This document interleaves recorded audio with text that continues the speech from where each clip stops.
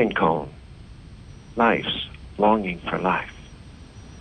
Wind winding, coning down the ground. Life's love for life. Waves of waving purples and yellows. Singing chimes upon my eyes. Yellow-purple symbiotic spectrum.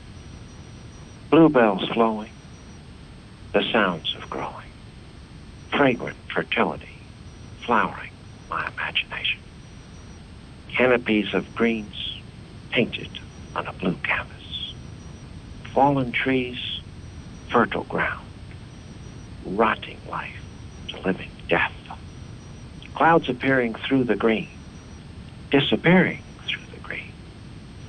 The power of cumulonimbus, the permanence of high cirrus.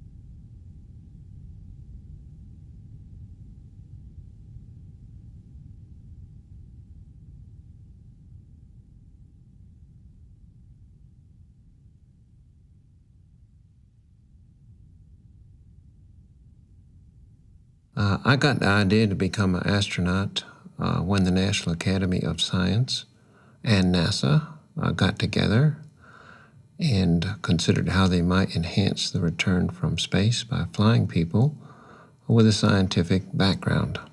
It was at that point that I saw the door opening up. At that time, I said, I'm a space person. I'm a space person. Space is my calling. And so one day with my surgical boss, I was scrubbing for an operation. And he said, how come you're not going to be with us next year? And I said, sir, because I am going into space. And you might have expected some reaction on his part to say, oh, sure. But he said, he looked me in the eye in earnest, and he said, how can I help? About 2 years after I said, I am a space person, an announcement of opportunity went out, and I applied to NASA, and I was accepted. And so that was the beginning of my formal career with NASA. It was an incredible epiphany in my life. It was a juncture. I remember the desk I was sitting at when Alan Shepard called, and he said, how would you like to move to Houston, Texas? Yes, sir. So that was that. And so I was a space person in spirit. I was a space person in my imagination, my identity, all of those things. In a way, you didn't need to send me in space. As soon as I'm a space person, I became a space person. And so that it was 16 years to my first flight. I was debriefing crews that were going to Apollo. I was in mission control when we landed on the moon, and very shortly thereafter, I had to walk outside to the parking lot and look at the moon and say, there's people there. Apollo 13, the disaster, I was in mission control and all that. I was not selected for my artistic skills or for my sensibilities, which lay in the realm of art, or for the way that I work in the human world, which is to always be on the edge, always trying to push forward, always trying to explore, as artists do, I'm always walking the edge and always did. And so if you want to hang one label on me, even though you're missing all the rest, it's not scientist, it's artist. In the selection process, which is there to select scientists, I don't think it limits them to science. It only means that they have some scientific ability. But I was technical. I lived in disciplines that, like flying, you do it right or you die. I was a surgeon in which I have to have discipline. I have to operate based on the known technology out there, or my patients are going to die.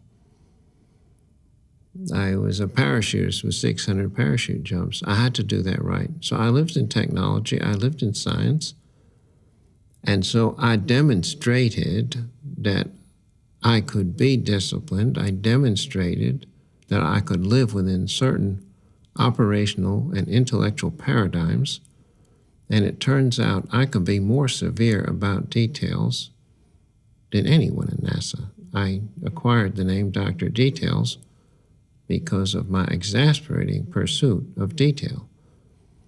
And so I know how to do that world, but I never looked upon myself as an artist. It's only after the fact that when people, perceive that we've got to cut you up, we've got to find out what part of you is what, only then did the word artist enter into my thinking. One thing I created as an astronaut in space was to take a biological creature, this creature, and to drop it in spaceflight, let spaceflight do its thing on it, and then to, in an inward turn, perceive what was happening to it. And so it's just drop it out there. It's let spaceflight do whatever it wants to it. It's like water. Let the spaceflight mold it, or it's like clay. The spaceflight is going to mold that clay.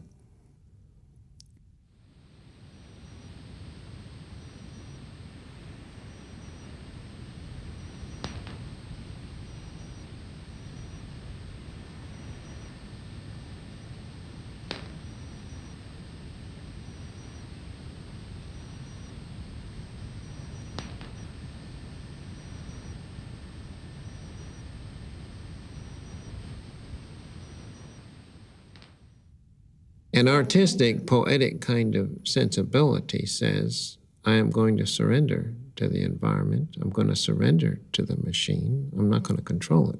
It's going to control me. I am going to become one with the environment. I am a space person. And the only way you become a space person is to surrender to space. The poetic sensibility says, I cannot catch that environment unless it affects me. Now, that's different than conquer. That's different than conquer. To conquer another environment means I stay the same. The term conquer space, of course, was everywhere in the 50s and the 60s. We're going to conquer space. Well, do you look at what does that mean? What that means is I'm going to bring my Earth-based person up there, and I'm going to stay an Earth-based person. If you go into another culture to conquer another culture, what you're saying is, I bring my culture to this culture.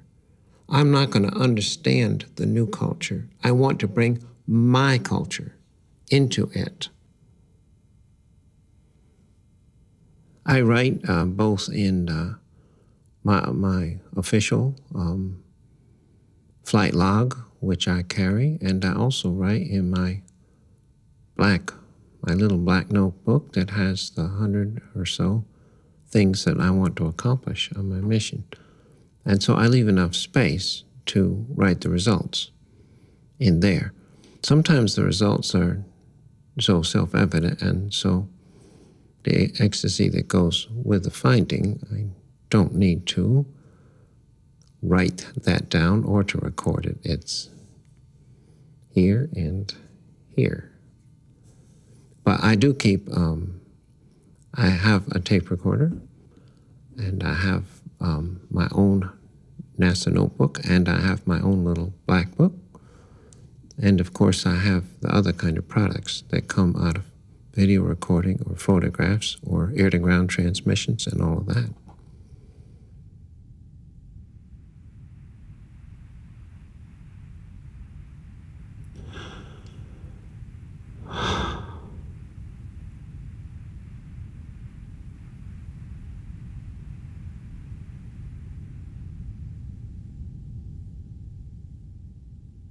For a lot of people, adaptation to space is not nice.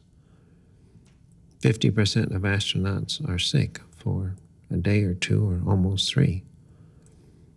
And I never get sick in space. I'm fortunate, or I do the right things to get ready. It is a rather harsh camping trip, and maybe that is why most astronauts do not stay in the program. It is a harsher camping trip than is communicated. It doesn't mean it's harsh on me. I accept that, and I go forward with it, and I do the camping trip. But I'm able to see beyond the camping trip. There may be 30 minutes out of every hour, which is part of the camping trip, and the other 30 minutes is ecstasy. But I did loads of things even before my first flight, just because it was fun. The sleeping heads down, the putting boards underneath the foot of my bed so that I would be sleeping in a heads down direction, pushed a lot more blood headward, which occurs in the free fall condition. And so I got used to having what we call the big head.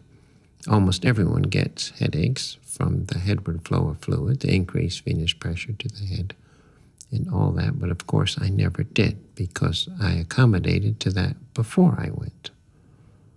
So I enjoyed watching television upside down.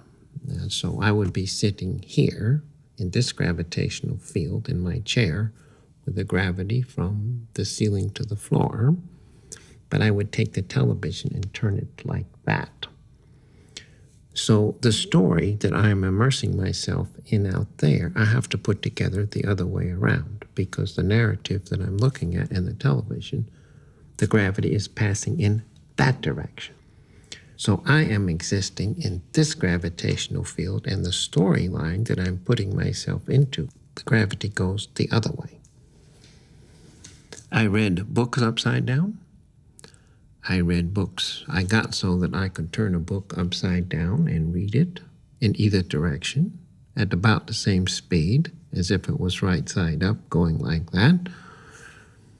I would read it upside down. I would read the sentences backwards, and I would read the story going backwards.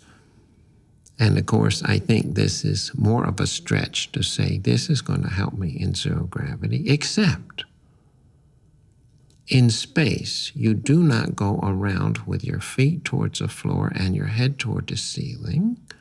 You will dive down through the hatch and you'll pick up a control and display panel immediately. You don't have the time to always go around like this. You do face control and display panels very often upside down, in which the letters are backwards and the letters are upside down. And also, you have trained that you want this function, the switch goes up. In zero gravity, you approach the panel like this, and you, for a given function you are trying to accomplish, the switch no longer goes up, it goes down with respect to you. My own theory on adaptation to space and space motion sickness is one component to that is wanting to have things happen which are unusual. Wanting to have perceptions of a different reality than you're used to.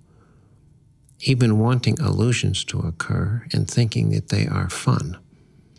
It's wanting to have an experience of the real thing and an experience of the unreal things. And so you go into space with a looseness. But it gets back to the idea of if you want to understand space, you have to give yourself over to it. If you resist becoming a space creature, it's going to hurt. I think one reason it goes easy for me is because I want things to happen. I want space to affect me. I want it to move me. I want it to do things to me. And when it does things to me, I say, isn't that nice? It's fun, you know? And when your body is giving you information that is counter to what your intellect tells you, when you get a miscompare between your body and your mind, that for me is exciting. I love it. When I talk to my body and say, how could you possibly see things that way? My body always wins. My body always wins. I always give in. But I find it absolutely marvelous when my body goes one way and my mind the other. When my body tells me, as one example, in the middle of the night, that it wishes to turn over, and I tell my body, hey fella, it's not going to get you anywhere. It's not getting you anything. We are in free fall. We are in zero gravity, and turning over in this bed or wherever we are is not going to get you anything, and we don't need to do it. And we try that for a while, and then my body tells me, if you don't turn me over, you are in for a rough night. And I see that, yes, the body's right. Okay, I'll turn it over. And then things go well. So, but it is that miscompare at times between the physical self, which is trying to come to grips with an environment that it was not designed to be in. We, of course, did not get dropped in a gravitational field. We are gravity, and we are Earth. We are gravity, and it is part of our formal, hardwired constitution. And so it is us. And when you go out there in a free fall condition, the body is unable to cope with the different signals.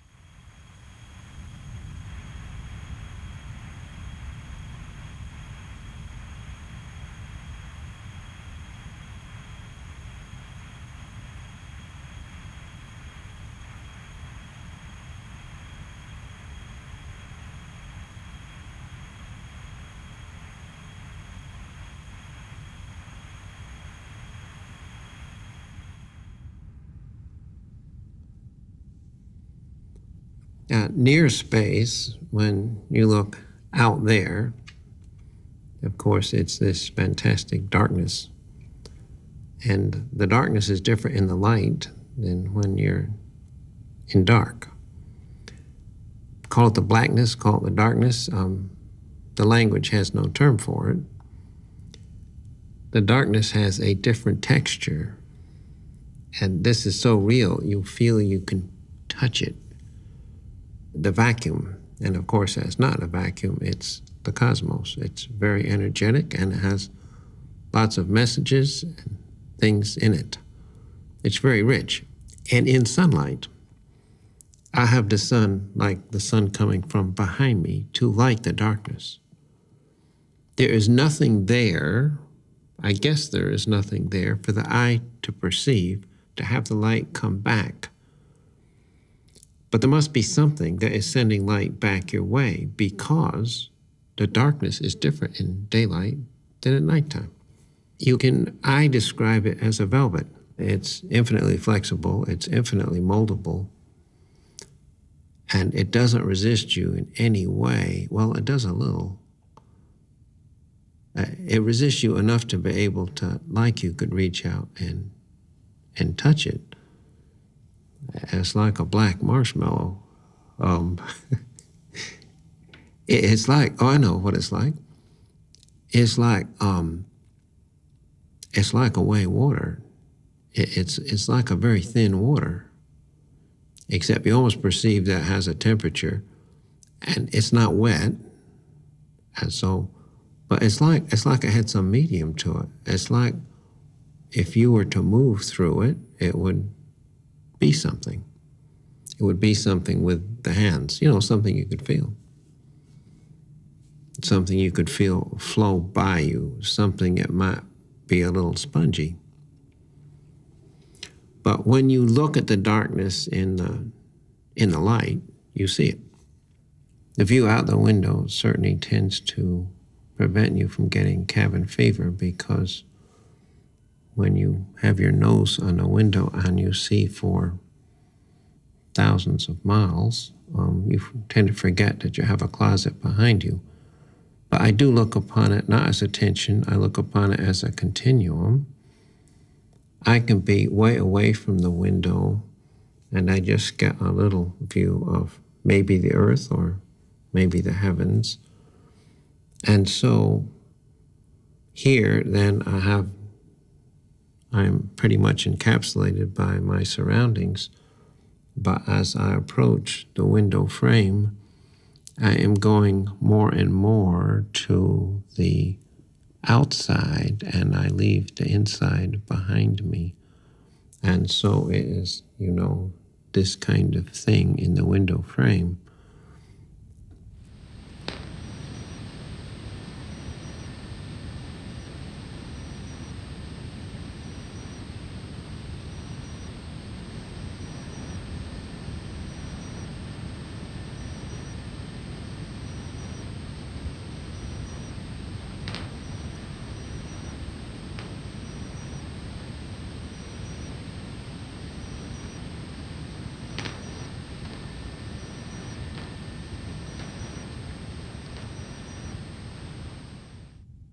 My principal experience of the tightness or the incredible expansiveness comes from my experiments or my wanting to sleep a different way every night. And so most of the time during the day, I don't creep into a steel corner that grabs me and just holds me really tight. I most of the time did that to have a different experience of sleep, in which sometimes I would sleep floating, and so then only in the air. I have absolutely no constraints. I am letting the body take its own shape. And so every single joint you have, that's called extension and that is flexion. Or if you have the elbow, that's flexion and that is extension. But when you totally relax, then there are tensions in these muscles, that one extension and flexion. That joint arrives at the neutral point, as does this one and that one, the wrist. Every single vertebrae you have, every joint you have in the body then, with total relaxation, arrives at the neutral point, in which there are equivalent forces on either side. And so now that is a sense of real freedom. In the dark or passing off to sleep, you know intellectually where your body is, but you no longer have contact with it. It's not like sleeping. When you sleep on a bed down here, you have the contact of your limbs on the bed, and you feel the bed. But also down here, because gravity has flattened you, it is pushing the body in a place that it is not just floating. And so it is forcing the joints and all, and that puts tension on the joints and the cartilage and everything else. So in a way, sleeping in 1G, you have a sense of where you are. But in this totally neutral kind of becoming water and air, you lose contact with your body. There's nothing to tell you where it is. And so you don't know where your limbs are. You lose contact with them. And to regain the contact, you can push them out into some place which is not the balance, and then you totally relax and let them go, and they fall back they oscillate until they have arrived at this point here. And so this is things, I could go on forever. You do feel, you can feel, the heart also can give you some sense of the body because it is moving. Every pulse that goes out, the pulse, of course, is inertial. It's increasing the pressure. And so you have a little extension like this. And so in a way, you get a little contact with the body with each pulse that goes out.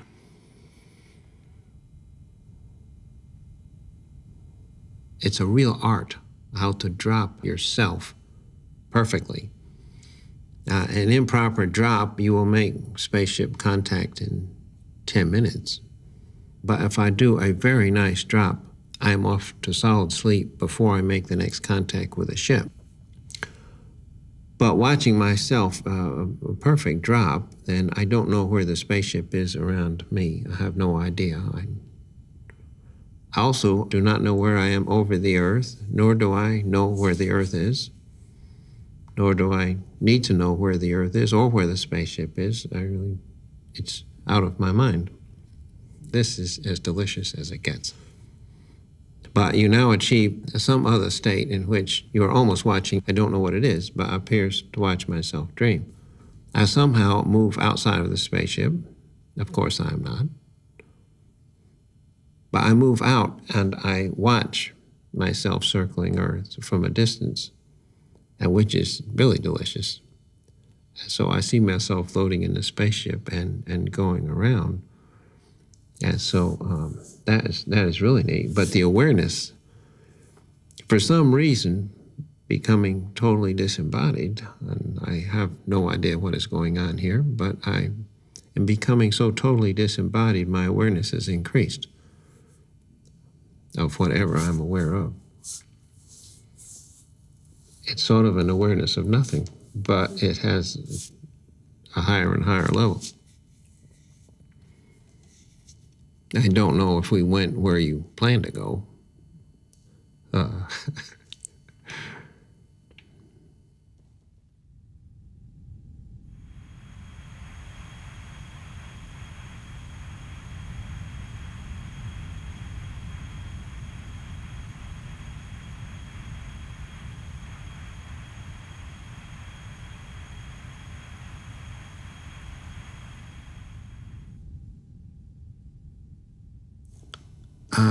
Sounds.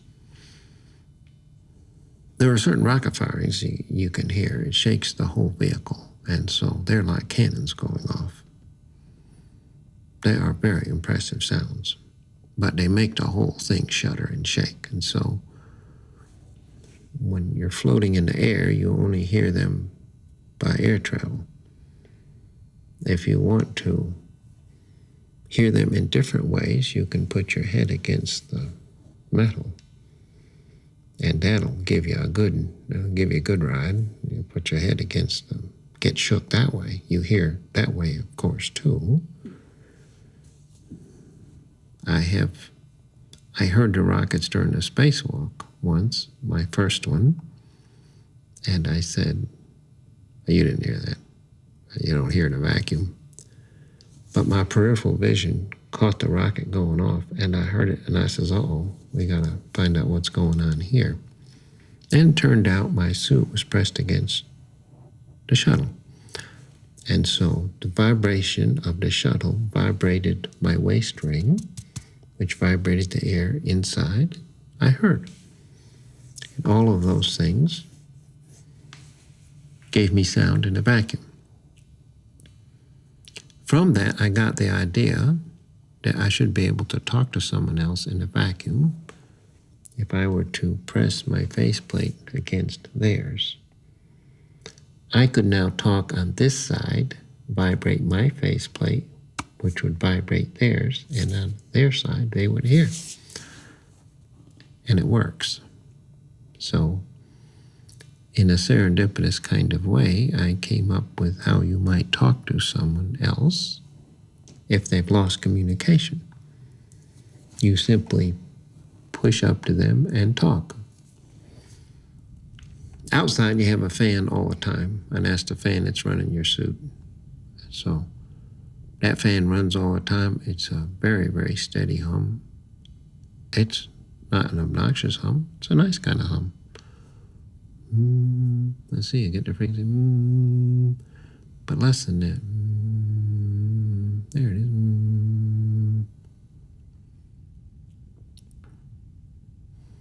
sound in the ship is fans. It's fans, and the fans are loud. It is very nice when you go to what's called change out the lithium hydroxide cartridge. That's what absorbs the carbon dioxide out of your air. That is a nice silence. So a free fall silence, a 0G silence, is very different.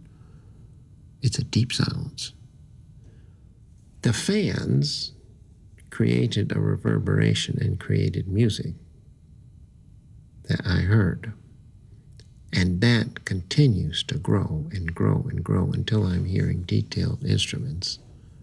And that is an incredibly, just a glorious, magnificent music.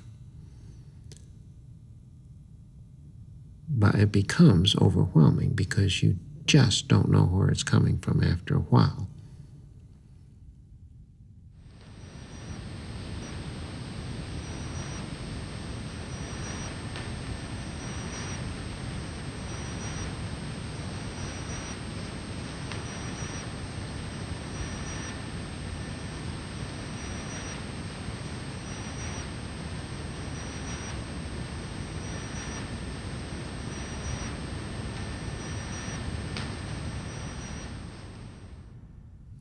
So in terms of sounds, I think that's probably it. I have often thought about the sounds coming from Earth. I have thought that would be a delicious thing to be able to listen to Earth whirling by.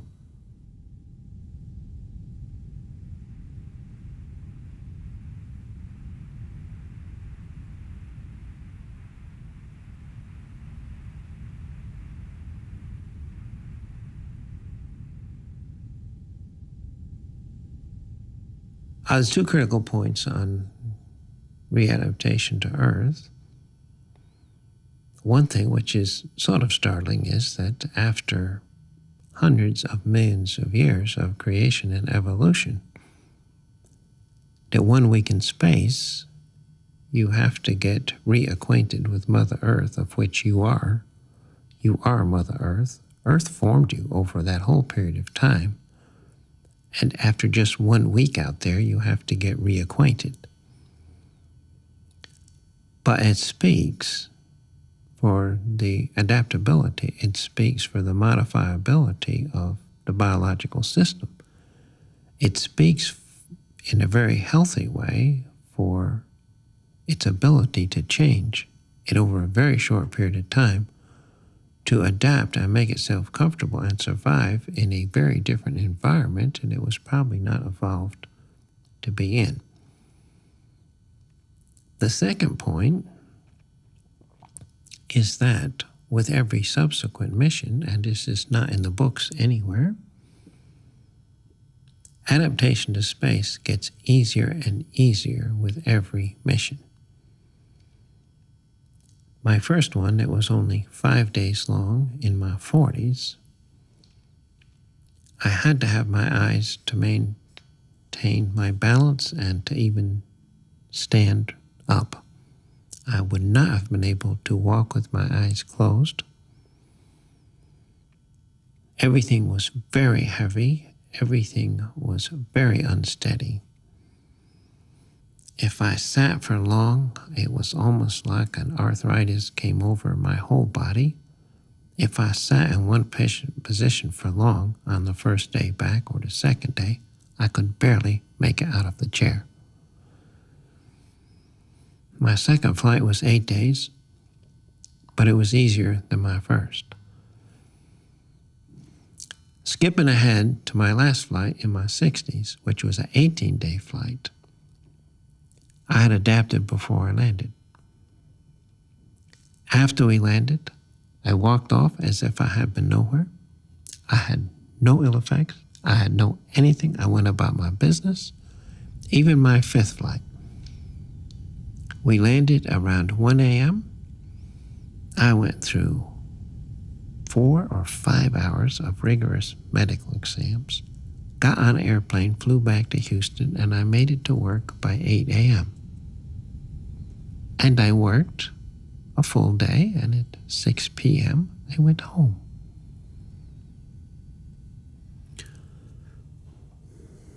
I think I'm adaptive. I think I'm adaptive. I think I'm moldable. I think I'm like water. I think I'm moldable. I think I'm comfortable. I think I'm comfortable in an environment that is counter to the one that formed me. I think it is compatible with my philosophy of there's only one thing constant in our universe, and that is change. And that is continual evolution in all the forms, physical, spiritual, any way you want. Change is the only constant.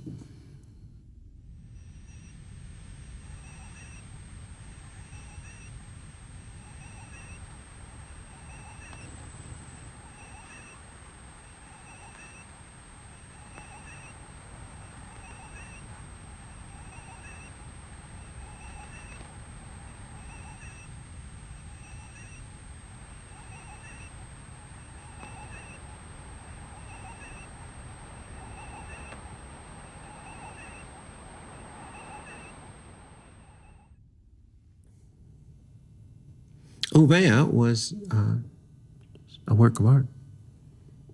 Of course, I have 100. But über it's a work of art. And it's like it's hanging right here. It's very thin at the top, and then it widens out down here. It's very thin, the necklaces. And to the south, then it's very thick, and it thickens out. And it's got like, it's like a bunch of emeralds, and it's got gold rimmed, the beaches around it. But it's not just über, of course, it's the blues of the water. It's the classical cloud pattern. Über does not usually have cumulus clouds. It's got wispy cirrus. It's got very, very light clouds, very wispy clouds, very light clouds, so it goes with it. And the blues in the lagoon, and the blues outside, the deeper water, the shallower water, it's just a work of art. It came upon me. It came into the window. And one of the most marvelous experiences that I had was on my last flight when I didn't know I was in the region.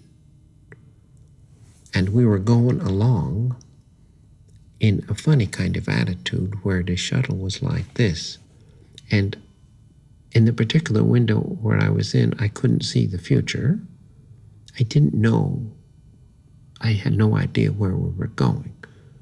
I'm sort of looking backwards. And so the world is coming out from underneath like this.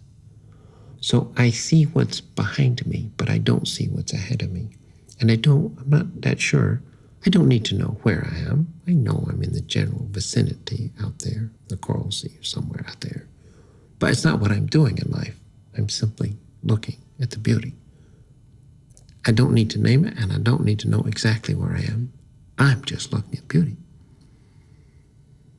But I'm just there in the window watching the world come out like this. And all of a sudden, there. Über, it just came. It just came from out underneath.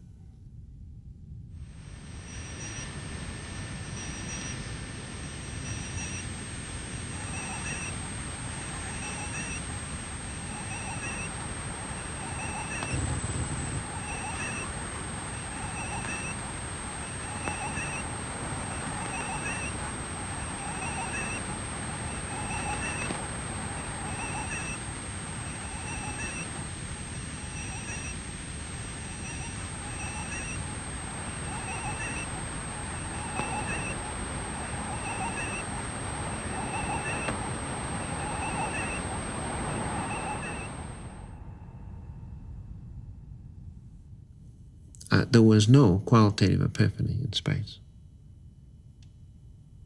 I have been, as long as I can remember, the same individual. The same belief system, the same spirituality, totally driven by spirituality, driven by the quest, None of that changed. It was enriched. Thank goodness I got there, because it was massively enriched. It was expanded, but not qualitatively different. Instead of going into the forest, I viewed the earth and the cosmos from there. Instead of a little raft that I built at the age of 5 to go floating down the river, and at the age of 5, I didn't want to know where I was either. I lay on my back on the raft so that I wouldn't see where I was. And I navigated and I studied the currents by how the leaves in the trees overhead went. I didn't want to see the shoreline. And I would lie on my back and only view the branches overhead. I could tell when I was in a whirlpool by the branches overhead doing this. And I could get a sense of when I moved on. I could get a sense of my velocity. But after a while, you don't know where you are. You don't know how far down the river you've gone. And for me, it is such a simple thing, an immense sense of wholeness, an immense sense of ecstasy, a sense of oneness. It's one of those things. It's one of where I am the cosmos. I am part of this process that I am doing. I'm part of it. I'm molecules. My molecules are those molecules. The stars that die, that's me. It's that.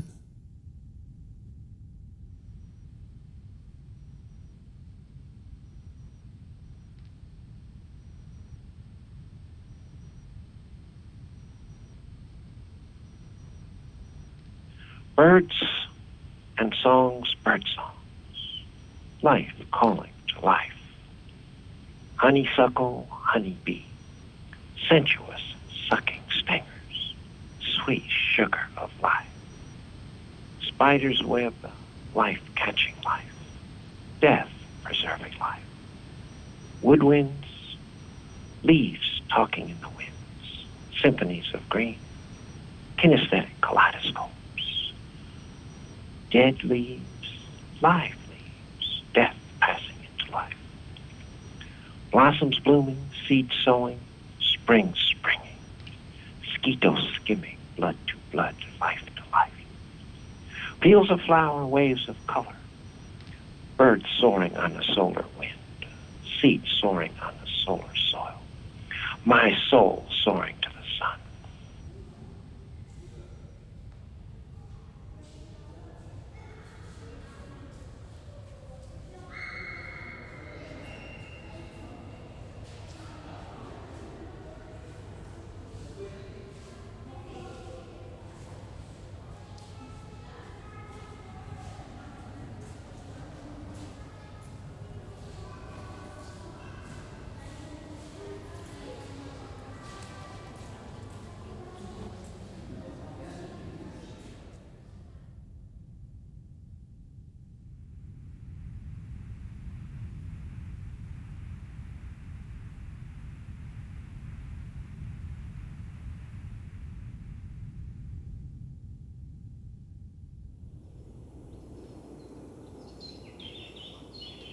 The most powerful experiences I had in nature was in an environment like this. The forest was evergreen forest, like this. As far back as I can remember, at the age of 3, I was out in this kind of environment and in the nighttime. And this was the most powerful world I had. Floating down the river on my rafts was very archetypal too, but this is where it really was, right here. I felt the greatest strength. I was stronger here. one might think in some way that I was vulnerable, but this is where my strength was. This is where my sense of being was. This is where I was at my best. I was the most peaceful here, the most serene here. I looked upon this as my world. The silence was just penetrating. It was a deep silence.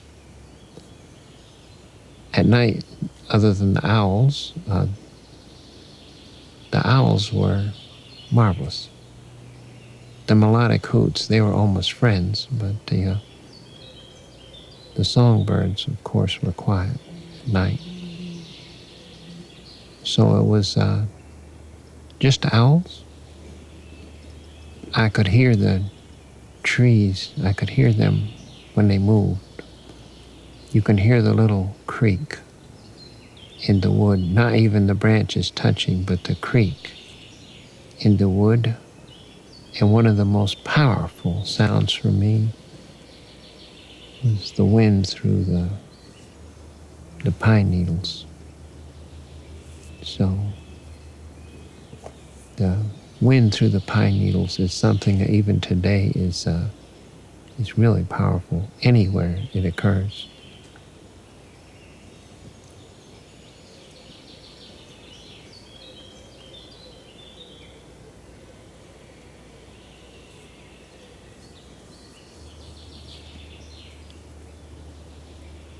But the carpet, the pine carpet was so quiet. I could walk so quiet. But the only threat I had was the branches, so I always had to lead. I had to just lead, with a hand, because I couldn't see the branches. But she had different shadows. I could see the stars, of course. And the moonlight night was very different.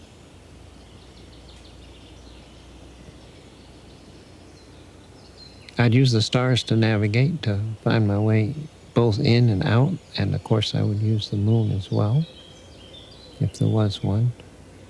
But I could tell by the bark, the trees, I could feel the bark.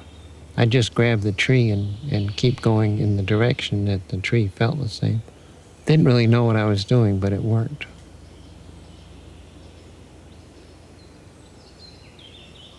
I always went alone. I always went alone throughout my entire childhood and on through school. I always went alone. In the daytime, I would go to the forest with my younger brother. The night experience, I think it had to be alone.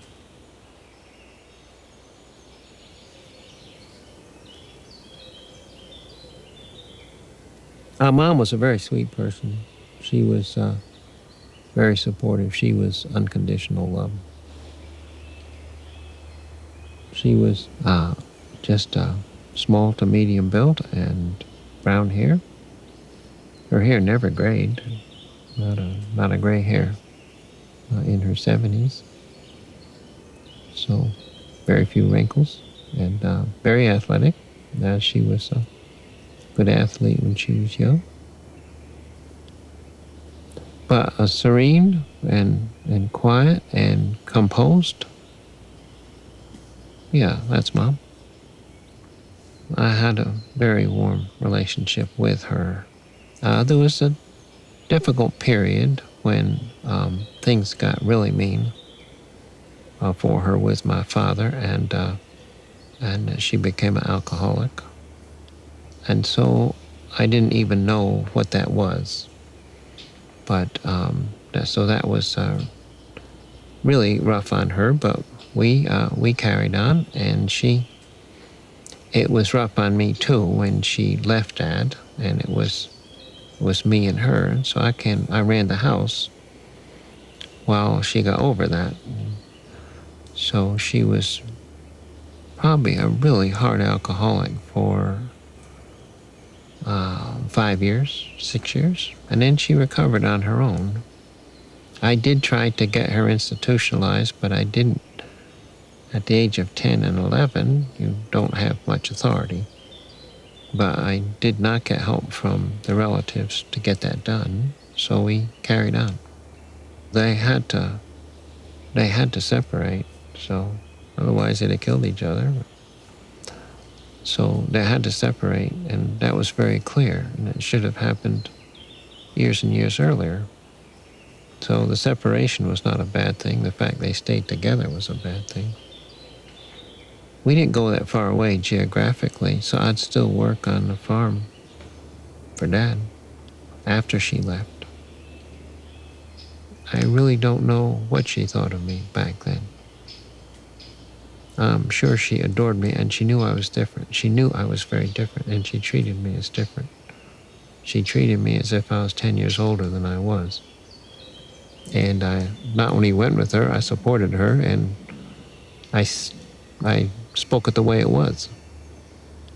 I told him who he was and what he was, and, at the age of whatever, I always stood up.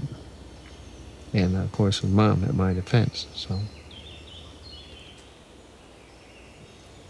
He was pretty rough on everybody, but he might have been rough on me, but he didn't move me. I knew me. At the earliest age, I looked around and said, man, what kind of place is this? But I said, it's not me. I am me, and that out there is that out there. It's not me. I didn't cause that, and I'm not part of that, and I'm not getting it on me. You could not hurt me. See, because I had the self. I was wrapped up in self. I knew who I was, and I was out in the forest. I said, this is me. It's yes, my strength. And you think a 3-year-old out here is in some way vulnerable. No, this is my world. And so this was my sense of, who I am and my confidence. And this is where I grew. And so he couldn't hurt me. As mean, and he was very mean and very malicious. Physically, psychologically, however, but he couldn't touch me. He couldn't touch me. There were all kinds of unwritten rules, and nobody could visit. The relatives couldn't visit, and it became so miserable they'd leave. And so nobody could visit, and we never did anything. He never took me to a movie, like, in his entire life. Not one. We didn't do those things. We never did anything. For the whole life, we never did anything. Not one thing. But clearly, both Mom and Dad never transcended themselves, which means, the divorce and themselves. They never got over themselves. So they never got on with life. The hatred and those currents, those forces which they built, they never got over that.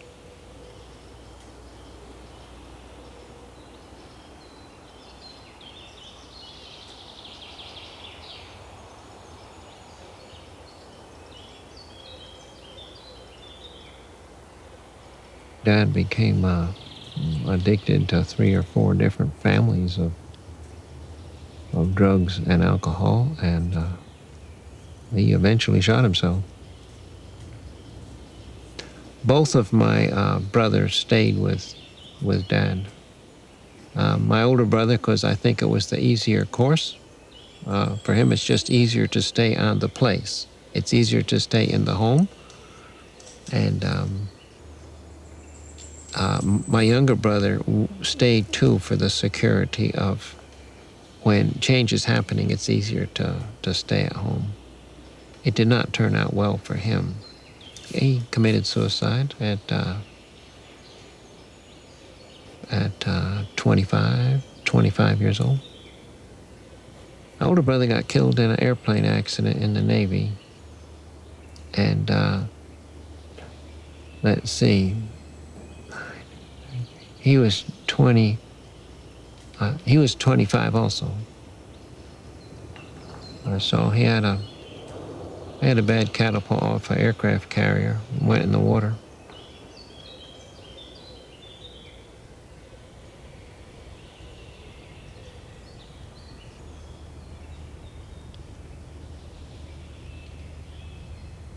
was like a stream. It was one after the other. And so, how did I deal with it? I didn't. I just bore the pain. You just bear the pain. That's how you deal with it. You bear the pain. And you bear it forever. You don't ever get rid of it. You just bear it. You bear it like a knapsack. You bear it like a backpack. You bear it and you carry it, and it's there forever. You don't deal with it. You can't deal with it. You just bear it.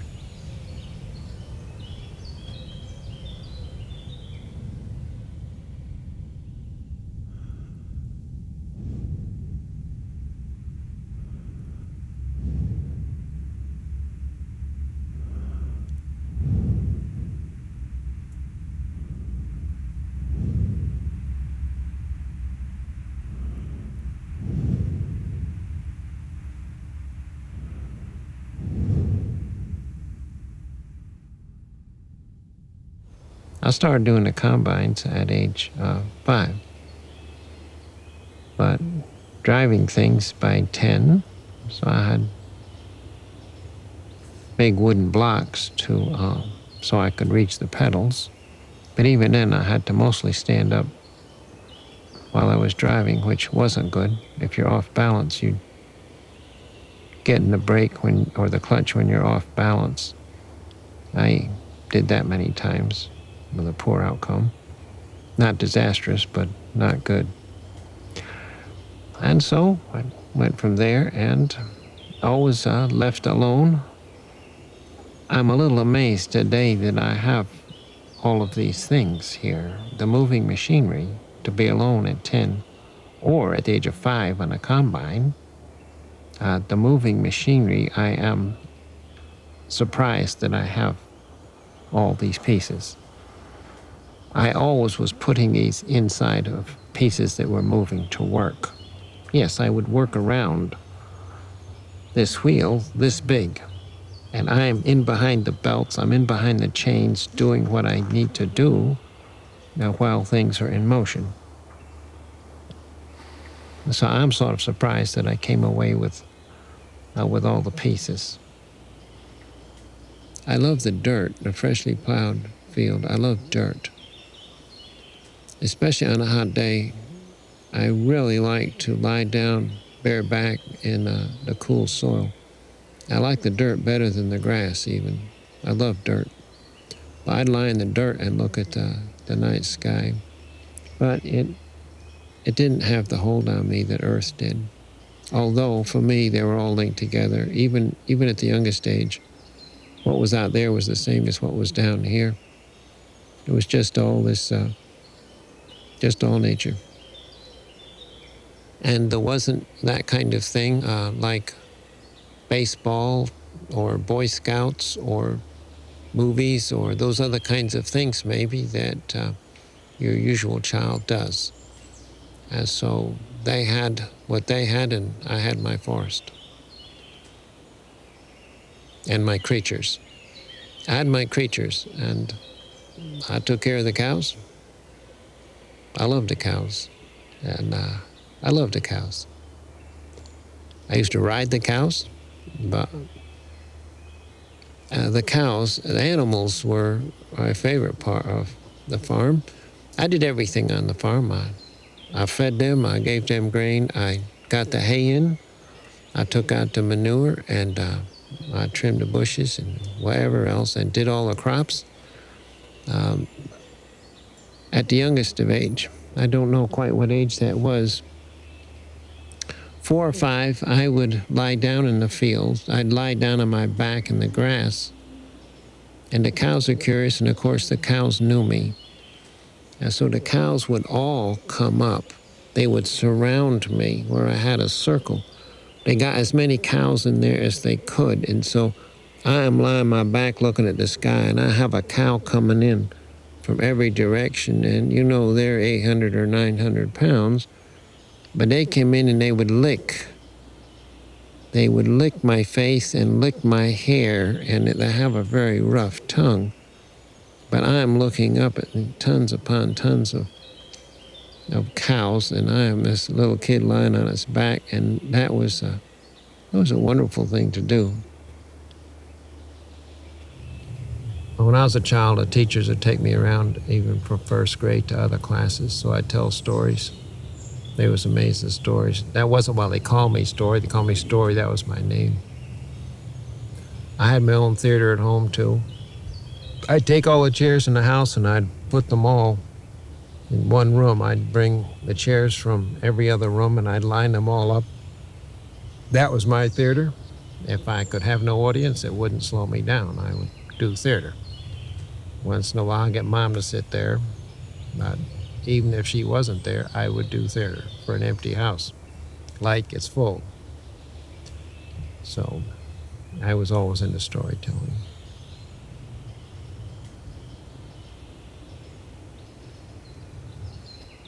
I was not compatible with school at that, well, hardly at any age. I was not into books. I simply couldn't do books. I didn't understand books. I was an adventurer. It was nature that I wanted. It was the physical world that I wanted, and I was incompatible with the classroom. I was incompatible with the abstract world.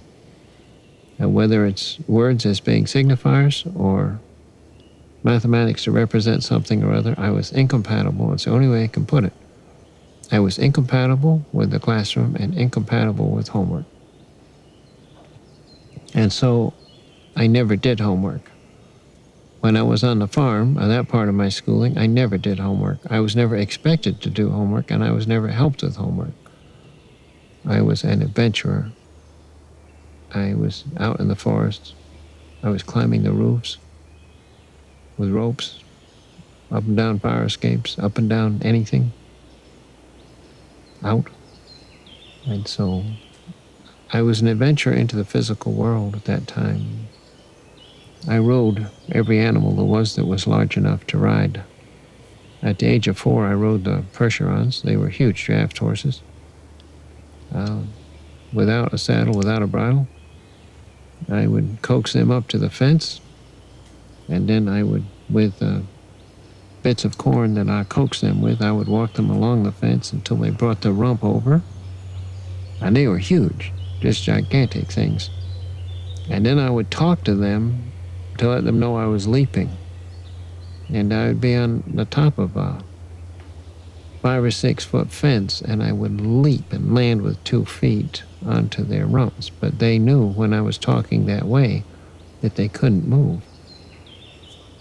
And from there, away I went. I would just grab a bunch of hair, and so I rode the cows, and I rode almost everything, and so I rode the airplane as well. It was just looking at how you managed the situation, how you got to go where you wanted to go. Flying, I drove airplanes the same way I drove tractors. I kind of taught myself how to fly very well. But at the local grass field, I would get in airplanes and drive them around. I would just drive them around on the grass fields, backwards and forwards, and then I'd start dancing with them. Dancing wheel to wheel and the tail wheel up and down and do this. Then I would get going faster and faster dancing. And one day I said, I left a stick in my lap, which means like this, and I kept it going. So now I'm airborne. But I knew exactly how to take care of myself. I knew what I had to know. And I took months at this process, and I was extraordinarily good. It sounds foolhardy, it sounds rash to teach yourself how to fly, but it wasn't in my hands. I started reading aviation manuals in the Marine Corps, and that I could fix anything almost by intuition, but the manual means something, and there are correct ways of doing things, which I did. You don't ad-lib, with the military machines, and so I was a magician with them physically, but I also did it correctly. And so I did enjoy the airplane manuals. I got to understand through those manuals. And I think that was my first appreciation of the printed page. And then I did see that without a high school diploma, that there was loads of restrictions to where I might go. I could not be a military pilot, for instance. That was a lesson. You can't fly in the military if you don't have a high school diploma. I got that message. So I went off to college. And I got along with books. As soon as I got to college, I was compatible with books. And of course, I got into books more and more over the decades. I became an incredibly good student over the decades and a very, very strong reader. But as soon as I got to college, books were fine, and the academic life was fine. The classroom was fine, and the homework was fine. It just was almost like a little switch.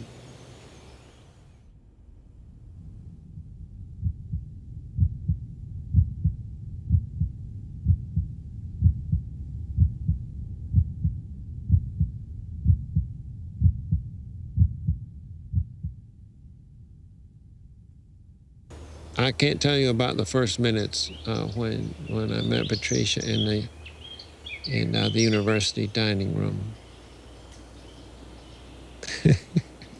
Where did I meet her? I met her at a dining hall. Let's see. Well, all I can say is we started dating in college. We got to know each other pretty well in college, and then I went off to work. And then I went to graduate school, and she stayed back in college. And then after graduate school, we got together again, got married, and started a family. So we went off to medical school together, and we had 3 children during medical school. People told me I wasn't studying hard enough. But we had a delicious, marvelous time. A very young family, children age 1, 2, and 3 in the middle of New York City. It might not seem compatible, but here you have, I was pure country. I was raised in the country, but I took to New York City as if I was one of them. And so we, as a very young family and getting started in medical school, New York City was a perfect place to start a marriage and to go to medical school and to raise a young family. We all had a marvelous time there, and it took no money. At New York City, there's so much going on. I love the electricity. I love the different cultures. When I visit cities now, I go to the cathedrals first. I love a cathedral like the forest here. You go that way, just like my trees do here. And up there's light. So it's, here you look at the different leaves, and you look at the canopy up there, well, could remind you of stained glass. And so that's what the cathedrals do. They rise you like this. But I visit a city, I usually do the cathedrals first, and then the art galleries, and then the museums. In medical school, I was not flying professionally, but I was flying, and so I was increasing my skills and my experience.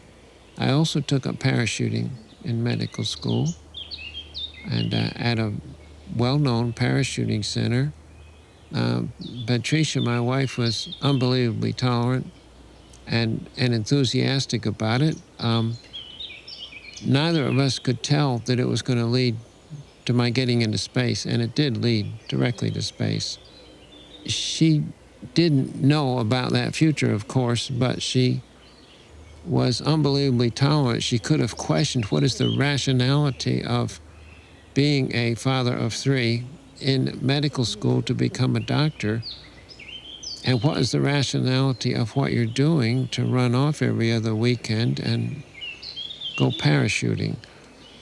But I had some urge for the sky up there. And if you look at where the path ended up, there was a rationality, but it was impossible to see back then. And so I have incredible affection and admiration for her to somehow sense that this was an okay thing to do. When we started surgical training in Kentucky, we had 40 acres. We had an old house that had the big trees on either side of the drive. It was a very old, rundown house, but we adored it. And so we had a huge amount of land for nothing surrounding the house. And the whole medical school would come to that house for their annual party. The whole university would come out to our place, and I would parachute into the backyard as an entrance. I would come from the skies into my backyard. So we started out as quite compatible, and we were marvelous parents, and we raised a marvelous family. We became incompatible. I went in one direction, I grew very expansively in one direction, so we went our own ways. We are extraordinarily friendly today and visit all the time. Am I lonely today? I would say that I am lonely today. I would love to be swept away by the love of my life. I would love that to happen. I would love to have a woman come in my life and just sweep me off the earth. It's hard to say how lonely I am. I don't know most of those things about myself. I can't answer the question. I cannot answer the question, am I happy? I have no idea. I have no idea if I'm happy.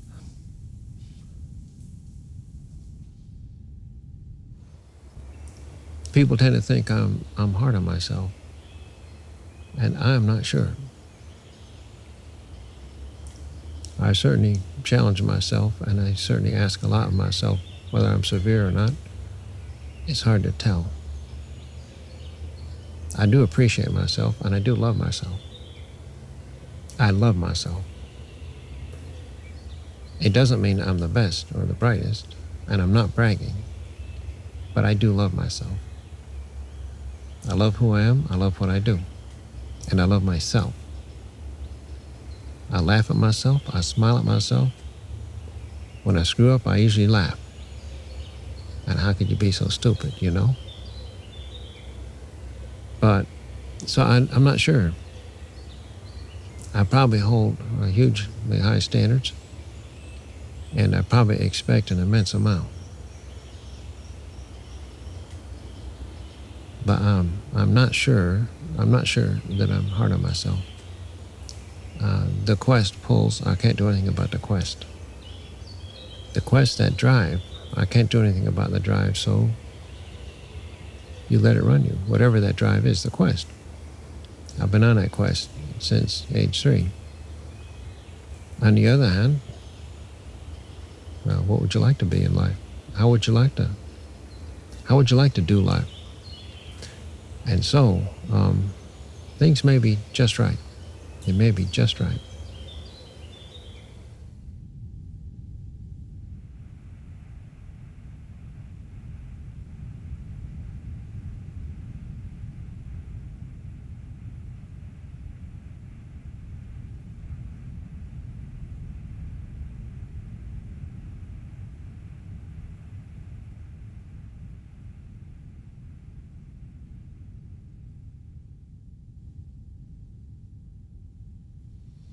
When you live on the edge, it takes a while for the community or the culture that you belong to understand who you are and what you have to offer.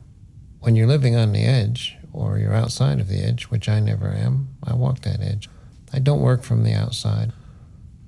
If you work from the outside, you're simply irrelevant. So I believe if you're going to make a difference, you need to make it from the inside. If you start going up the line now, then you'll have problems with being on the edge. If you become a bureaucratic institution which wants to maintain the established culture and who is afraid of change, afraid of evolution, and if you get people who don't want change, then by definition, I am a threat. I am charismatic, I can communicate, I always say it the way it is, and I don't mind speaking my piece. If you're not willing to be introspective to yourself, introspective to your institution, and find out how it's failing and how it could be better and how we're going to change this darn place, then I am a threat.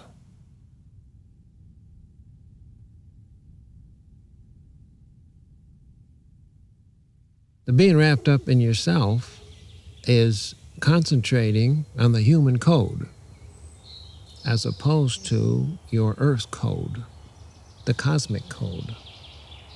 You know, it's the cosmic code. It produced us. Again, my thinking in no way precludes a divine being. I just don't tell the divine being exactly how she did it, when or how. But the cosmic code is us. Galactic evolution, you got Earth evolution, you got suns born and die, stars born and die, you got this continual interchange of energy and matter. That's us. Science is a very powerful paradigm, but it doesn't wish to deal with subjectivity. It wishes it weren't there, but it is here. And the ideas of everyone is always working, the dualism, science and religion, you know, subjectivity, objectivity. One cosmos produced it all. A physical world produced spirituality. You can't deny our spirituality. But a physical world produced our spirituality and our subjectivity. The dichotomies are human categories so that you can feel better about your understanding of things. You cut the whole world up, but no one bothers to put it together. But who we are, where we came from, and where we ought to be going, it's there. It's in the cosmos, it's in Earth. And Earth is that part of the cosmos that made us. And we are concentrating on ourselves. We are totally egocentric. We are only looking at the human code. We're living on a monitor, which is human. The humans built a monitor, and the message on the monitor is created by humans and for humans. It reminds me of having taken a flight in a Boeing 777 from San Juan, Puerto Rico to Orlando and the Bahamas. The fantastic blues, the most powerful blues, visceral blues on Earth. What was out the airplane window was extraordinary. Just extraordinary. It was so beautiful you could almost not bear it. When I broke away from the window, I looked around and I did not see one other person looking out the window. I got out of my seat intentionally. I walked all the way down to the front of the airplane, crossed over, went all the way to the back, around to my seat again. Maybe 400 people, not one person on the whole airplane was looking out the window. They had their game, they had their monitor, they had their tube. And when I talk about the genetic code versus the human code, every single person on that airplane was living on the human code. Not one was living on the Earth code. When you talk about Earth code, you're also ignoring the body. The body's part of the business, and your relationship to the Earth is done through the senses and done through the body. And so if you live on a tube, you're also ignoring your body at the same time. And so that's a contact that we need to get back. The way I view the current culture and the current trajectory of culture is we have to get back to the body and we have to get back to Earth. The lessons are really there. Those are the true lessons.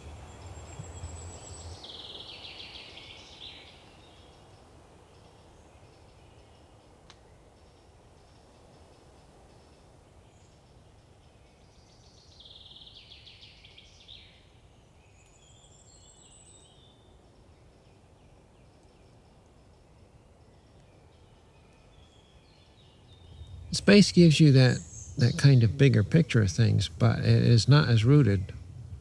It is not as rooted as having your feet in the mud. It's nothing quite as powerful as seeing the life and death, here. Being on Earth is more powerful than being in space.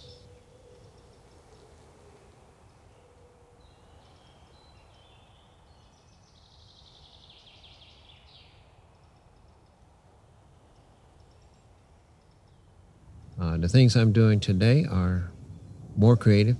They're more challenging than anything I did in spaceflight.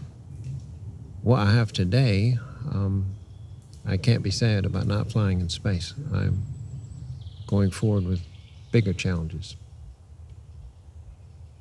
I like art. Like art is a bigger challenge. Like creativity is a bigger challenge. Like creating art out of whatever space experiences I have had and other things. And so space is a fairly small proportion of the kind of art and creations and inventions that I'm coming up with. It's part of it. Now I'm going to pursue beauty. I'm going to do beauty. It is my calling. It is my calling exactly as space was my calling. I'm going to do beauty as I did tractors and airplanes and medicine, spaceflight, and other things. I'm simply going to do it. What is it? Why is it important? How do you get to understand it? What are the factors? How do you make it? How do you know when you're face to face with it? How do you know? Right there. I'm going to reinvent myself one more time. And people don't like the idea that I'm going to do it one more time. They don't understand doing beauty. They don't understand that. They don't like the idea when I say one last time and this is it.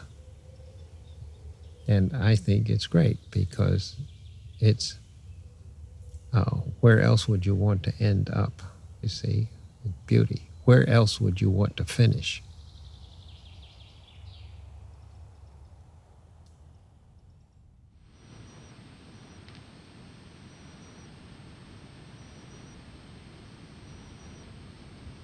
Purple yellows on a campus screen. Bird's nest, woman's womb. Green reeds, red reeds, green life, red life. Transformations, translations, translocations, transit, birth, life, and death. Transit Earth, planet, sun, galaxies, and universe. Oh, immortal soul. Water, muddy water, blood, bloody water, mud and blood in my heart. Fire of sun, fire of ants, fire my soul. Heart-shaped leaves fed by vessel vines. Canopies of life fed by floors of death. Sun of life, shades of death, explosions of spring springing to my mind. Spanish mosses motioning, Chinese chimes swinging in my life. Rhythms of the universe beating to my soul. The wasps love dead wood, the wasps eat dead wood. Mud-loving tracks, life-loving mud.